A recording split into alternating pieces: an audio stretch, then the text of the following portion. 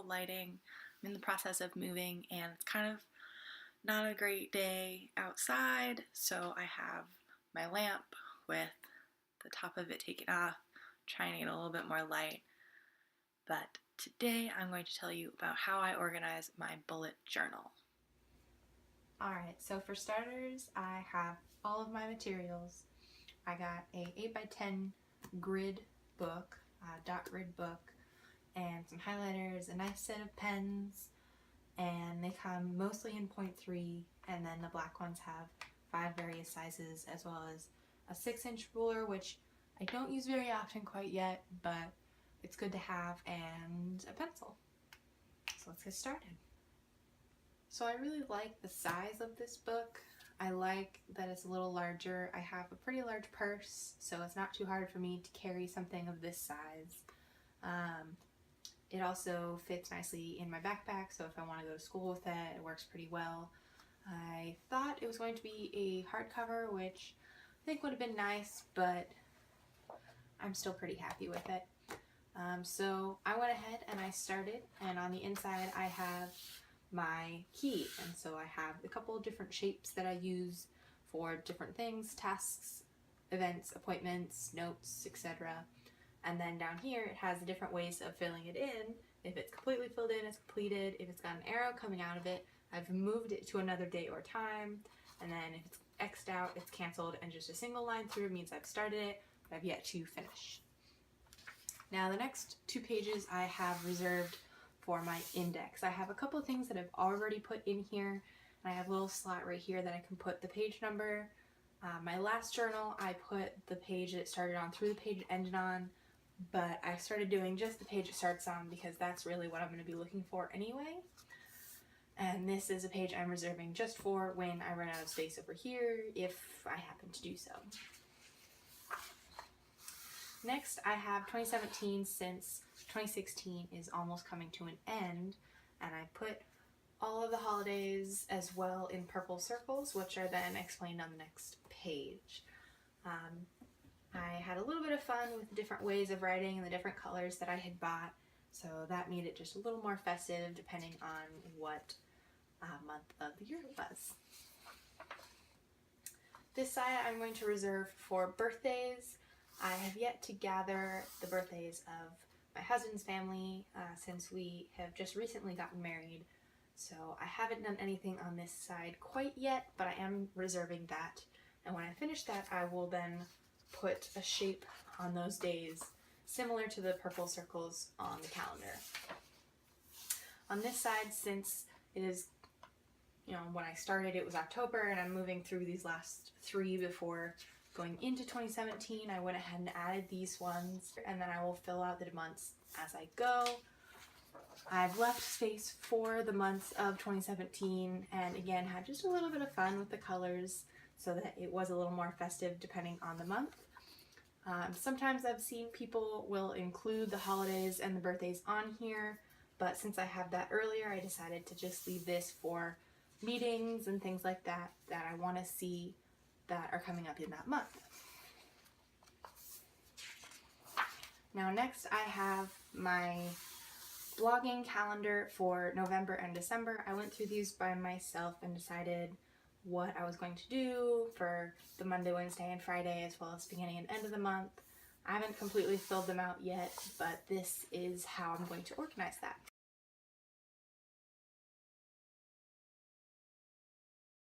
On this side, I have the many moods of me, which I haven't done a title quite yet because I would like to have some fun with the way that I fill that in. But I have different colors for different emotions, and I've put all the months and all the days of the month, X'd out the days that are missing for each month. And I actually separated it from morning to evening because sometimes I wake up in a good mood and I go to sleep and I'm no longer in a good mood. So I've been doing that for a couple of days and I really like it, and I think it'll be really nice when I finish it as well. Here I've started doing things for fitness. So on this side I have a spot that I can do measurements and weighing in so that I can keep track of that. I've made 4 goals for myself. I'm giving myself a reward for each one. So when I complete this, I can go ahead and get that for myself to say, good job.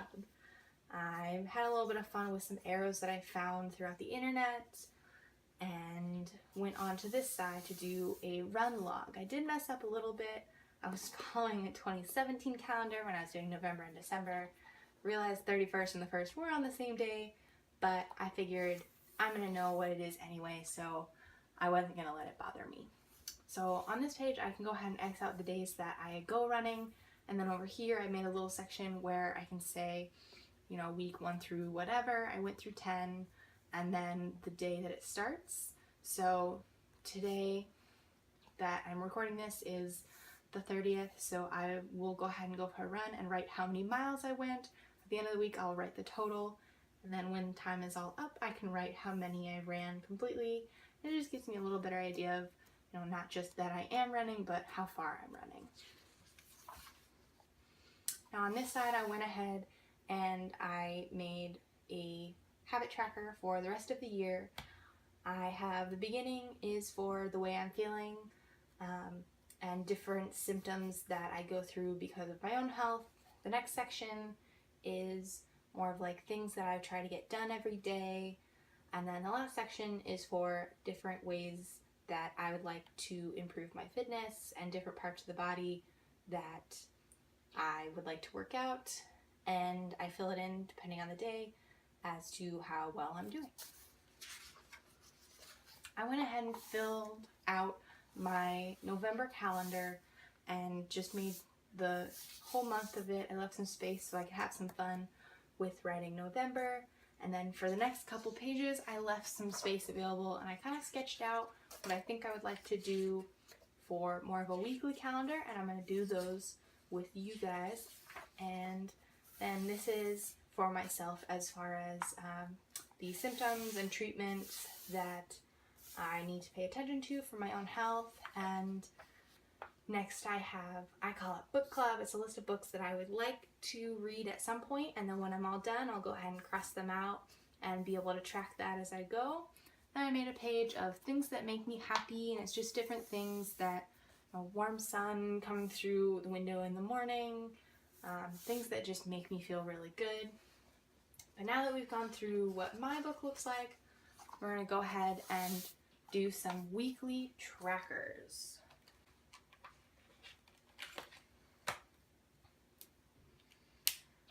Now I'm using brown just because I think it's more festive with November.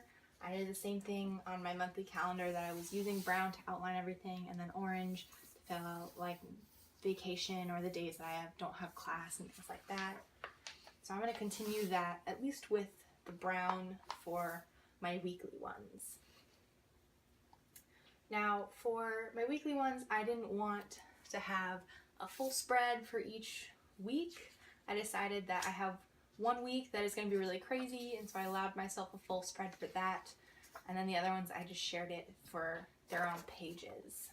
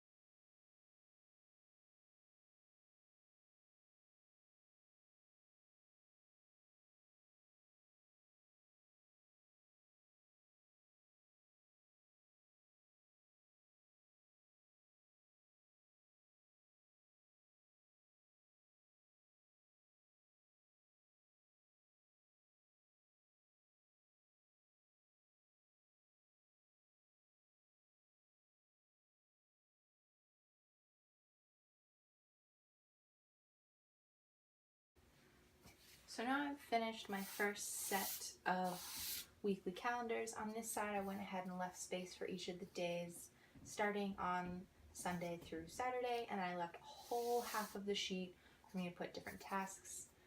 This way I can put any appointments or meetings or classes, and then just things I have to do throughout the week or on certain days.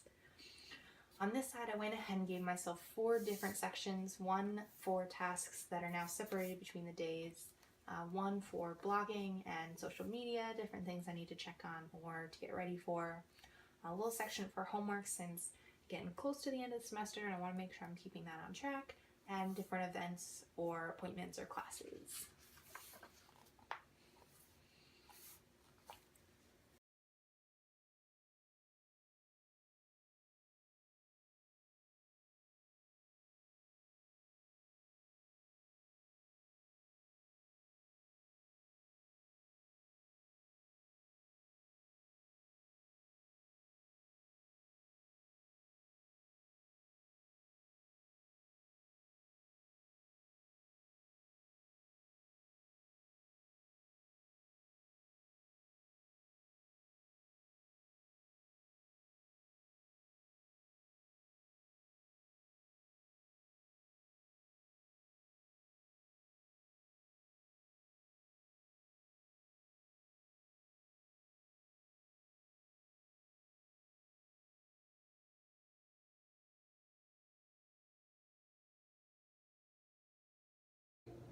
So now I have my spread for throughout the week. My Friday and Saturday are usually my least busy days, so I went ahead and included those together and gave Sunday its own day because I usually do have a lot to do on Sundays to get ready for the rest of the week.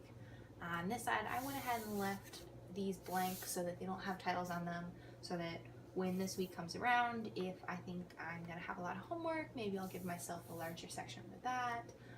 If I maybe have only a little bit of homework, but I have a lot of things to do, then I'll switch it to just depending on how my week is looking when that comes around.